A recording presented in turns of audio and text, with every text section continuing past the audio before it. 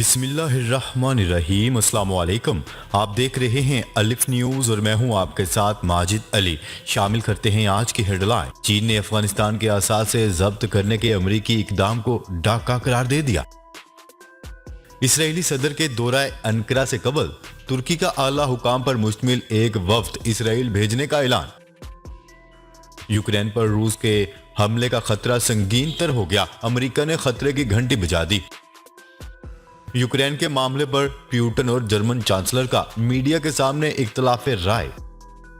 اقوام متحدہ بھارت میں حجاب پر پابندی اور اسلاموفوبیا واقعات کا نوٹس لے، OIC کا مطالبہ۔ یوکرین کی سرحد سے روسی فوجیوں کی واپسی شروع ہو گئی۔ ایک دہائی بعد کسی ترک صدر کا متحدہ عرب امارات کا دورہ۔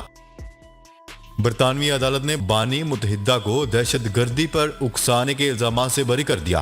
پاکستان اور دنیا بھر کی خبروں سے باخبر رہنے کے لیے الف نیوز کو سبسکرائب کر لیں اور بیل آئیکن کو کلک کرنا نہ بھولیے گا۔ ناظرین، اپنی آراء کا اظہار کومنٹ سیکشن میں لازمی کیجیے گا۔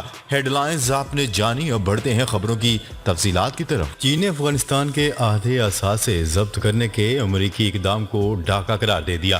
چینی وزارت خارجہ کی ترجمان کا کہنا تھا کہ امریکی اقدام شرمناک اور اخلاقی گراوٹ ظاہر کرتا ہے۔ امریکہ افغانستان کے تمام اثاثے جلد از جلد لوٹا دے۔ امریکہ عراق، لیبیا اور دیگر ممالک کی عوام کا بھی ازالہ کرے جن کا امریکی فوجی کارروائی کی وجہ سے خاصا جانی نقصان ہوا۔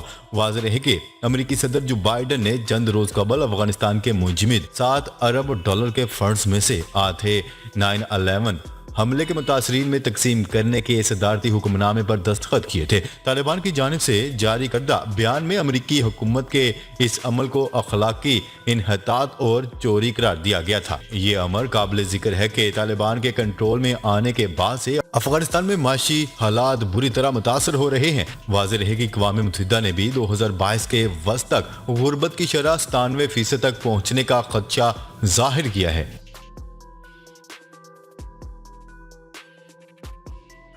بڑھتے ہیں اگلی خبر کی جانب۔ اسرائیلی صدر کے دورہ انقرہ سے قبل ترکی اعلیٰ حکام پر مشتمل ایک وفد اسرائیل بھیجے گا۔ ترک وزارت خارجہ کے مطابق ترک وفد 16 فروری کو اسرائیل کا 2 روزہ دورہ کرے گا۔ وفد کی سربراہی ترک صدر رجب طیب ایردوان کے چیف فارن پالیسی مشیر ابراہیم کالن اور نائب وزیر خارجہ کریں گے۔ ترک وفد دورہ میں فلسطینی حکام سے بھی ملاقات کرے گا۔ یاد رہے کہ اسرائیلی صدر اسحاق ہرزوگ 9 مارچ کو ترکی کا 2 روزہ دورہ کرنے والے ہیں۔ ادھر ترک صدر رجب طیب ایردوان کا کہنا ہے کہ اسرائیلی صدر کے دورے میں توانائی تعاون پر بات چیت ہو سکتی ہے۔ ترک وزیر خارجہ نے واضح کیا ہے کہ ترکی اسرائیل سے صلح کے لیے فلسطین کی حمایت سے پیچھے نہیں ہٹے گا۔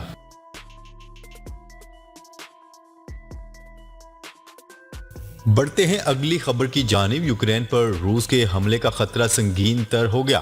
امریکہ نے یوکرین کے دارالحکومت کیف میں واقع اپنا سفارت خانہ بند کرنے کا اعلان کر دیا۔ نیوز رپورٹ کے مطابق امریکی صدر جو بائیڈن نے حکم جاری کیا ہے کہ کیف میں واقع امریکی سفارت خانہ فوری طور پر بند کر دیا جائے اور سفارت خانے کے کمپیوٹرز اور دیگر ریکارڈ کو تباہ کر دیا جائے تاکہ روسی قبضے کی صورت میں یہ ریکارڈ روس کے ہاتھ نہ لگ سکے۔ رپورٹ کے مطابق یوکرین کے بارڈر پر روسی فوج اور جنگی ساز و سامان کی تعداد میں تیزی سے اضافہ ہو رہا ہے اور خدشہ ظاہر کیا جا رہا ہے کہ روس کسی بھی وقت یوکرین پر حملہ کر سکتے ہیں۔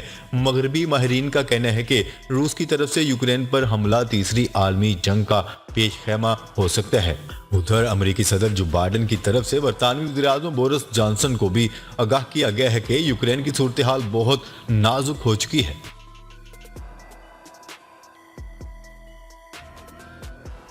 بڑھتے ہیں اگلی خبر کی جانب۔ یوکرین کے معاملے پر روسی صدر ولادیمیر پوٹن اور جرمن چانسلر کا میڈیا کے سامنے اختلاف رائے۔ روسی صدر ولادیمیر پوٹن کا کہنا تھا کہ روس یورپ میں جنگ نہیں چاہتا، لیکن اس کے سیکیورٹی خدشات کو سنجیدگی سے لیا جانا چاہیے اور انہیں دور بھی کیا جانا چاہیے۔ روسی صدر ولادیمیر پوٹن کا یہ بیان سرحد سے فوجیوں کی واپسی کی خبر سامنے آنے کے کچھ دیر بعد سامنے آیا۔ मॉस्को में जर्मन चांसलर से 4 घंटे तवील मुलाकात के बाद गुफ्तगू करते हुए व्लादिमीर पुतिन का कहना था कि हम जंग चाहते हैं या नहीं, बिलाशुबा हम नहीं चाहते। यही वजह है कि हमने मुज़ाकरात का अमल आगे बढ़ाने की तजवीज़ पेश की है। मीडिया से गुफ्तगू के दौरान जब व्लादिमीर पुतिन ने जर्मन चांसलर से जंग का जिक्र छेड़ा तो जर्मन चांसलर ने इनसे इख्तलाफ किया। रूसी सदर व्लादिमीर पुतिन का कहना था कि यूरोप में जंग की मिसालें मौजूद हैं, जैसा कि 90 की दहाई में यूगोस्लाविया में तनाज़ा जब नेटो ने सिक्योरिटी काउंसिल की मंजूरी के बाद सर्बिया पर जंग मुसल्लत कर दी थी। इस मौका पर जर्मन चांसलर ने व्लादिमीर पुतिन की बात से इख्तलाफ करते हुए कहा है कि वो सूरत हाल यकसर मुख्तलिफ थी और इस वक्त सर्बिया कौम की जानिब से गैर सर्बियाई अफराद की नस्लकुशी का खतरा था।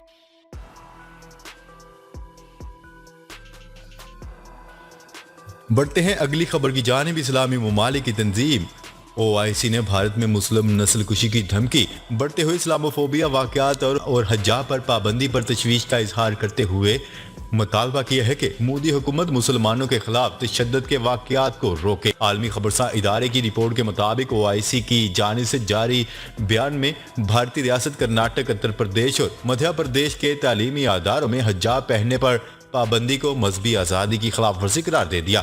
इस्लामी तावन तंजीम ने अपने बयान में उत्तराखंड में हिंदू इंतहा पसंद रहनुमाओं की जानिब से मुस्लिम नस्लकुशी की धमकी पर तशवीश का इजहार करते हुए आलमी कुव्वतों बिलखसूस अक़वाम मुत्तहिदा से मुतालबा किया है कि भारत में अक़लियतों के साथ नारवा सलूक पर पुरतशद्दुद वाक़यात का नोटिस ले।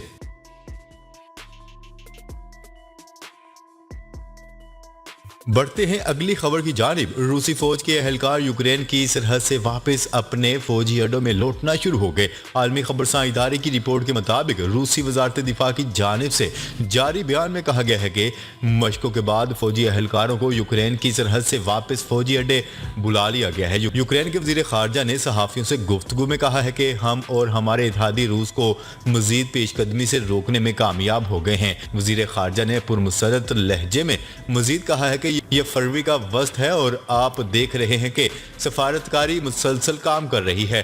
यूक्रेन पर मुमकिन हमले के पेश नज़र रूस और मगरबी ममालिक के दरमियान तनाव में इजाफा हो गया था और नेटो अफवाज भी रूसी सरहदों के करीब जमा होना शुरू हो गई थी। मसले के सफारती हल के लिए फ्रांस और जर्मनी भी मुतहर्रिक हो गए थे। दोनों ममालिक के सरबराहान ने रूस और यूक्रेन का दौरा भी किया था, जबकि अमरीकी सदर ने रूसी हम मनसब से टेलीफोनिक गुफ्तगू भी की थी।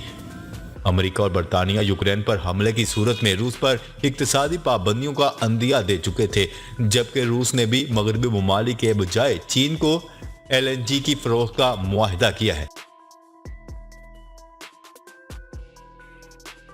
बढ़ते हैं अगली खबर की जानिब। तुर्क सदर रजब तैयब एर्दोगान 2 रोज़ा सरकारी दौरे पर मुत्तहिदा अरब अमारात पहुंचे, जो एक दहाई बाद किसी तुर्क सदर का ये पहला दौरा है।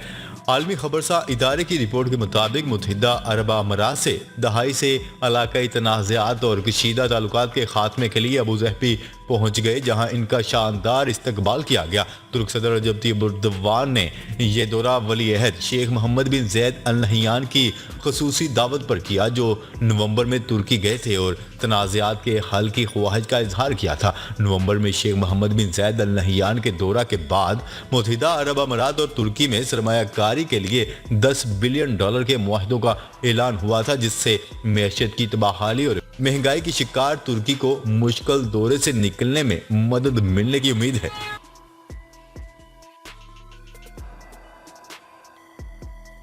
खबर के अगले और आखिरी हिस्से में बात करते हैं। बरतानवी अदालत ने बानी MQM को इश्तियाल अंगेज तकरीर के जरिए अपने हामियों को दहशतगर्द और तशद्दुद पर उकसाने के इल्जामात में बेगुनाह करार देते हुए केस से बरी कर दिया। बरतानिया की क्राउन प्रोसिक्यूशन ने बानी MQM पर 22 अगस्त 2016 की तकरीर के बाद कराची में मौजूद अपने कारकुनान को दहशतगर्दी और तशद्दुद पर उकसाने का इल्जाम आयद किया था और बताया था कि तकरीर के बाद पुरतशद्दुद वाक़यात हुए, जिसमें एक शख्स जाँ बहक जबकि मुतअद्दिद जख्मी भी हुए थे।